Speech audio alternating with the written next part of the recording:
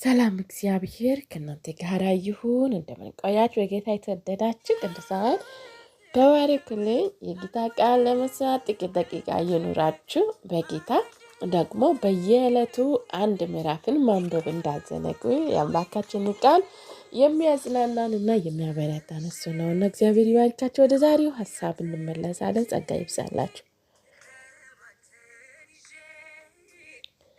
በስደት ላይ ያለው ሌዋዊ ለቅሶ። ዋሊያ የውሃ ምንጭ እንደምትናፍቅ አምላኬ ሆይ ነፍሴ እንዲሁ አንተን ትናፍቃለች። ነፍሴ አምላኬ ያው አምላኬን ተጠመች። ማቼ ደርሼ ነው የአምላኬን ፊት የማየው? ሰዎች ቀንን ሙሉ አምላክ የት አለ ባሉኝ ቁጥር እንባዬ ቀንና ሌሊት ምግብ ሆነ።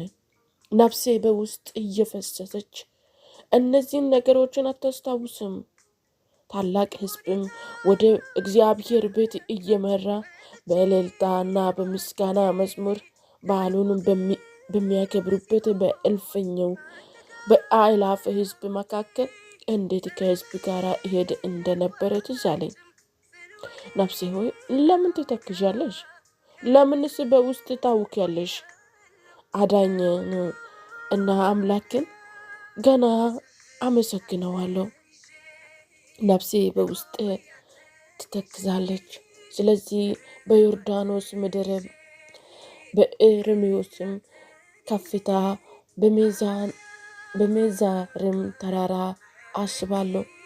በአፋፋቴም መስገቢያው እንደ ጥልቁ ሌላው ትልቁ ይጠራል።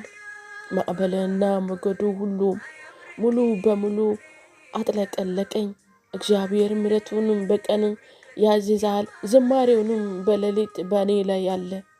ይኸው ለሕይወቴ አምላክ የሚቀርብ ጸሎት ነው። እግዚአብሔር አለቴ ለምን ረሳኸኝ?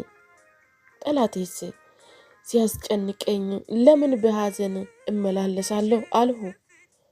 ጠላቶቼም ቀኑን ሙሉ አምላኬ የት አለ እያሉ በነገር በነዘነዙኝ። አጥንቴ ደቀቀ። ነፍሴ ሆይ ለምን ትተክዣለሽ? ለምንስ በውስጥ ታውቂያለሽ? ተስፋሽን በአምላክ ላይ አድርጊ። አዳኝ አምላክ ገና አመሰግነዋለሁ። አሜን። በመከራ ውስጥ ድል አለው። አምላክ ለዘላለም የተባረከ ጸጋ ይብዛላችሁ። ተባረክ።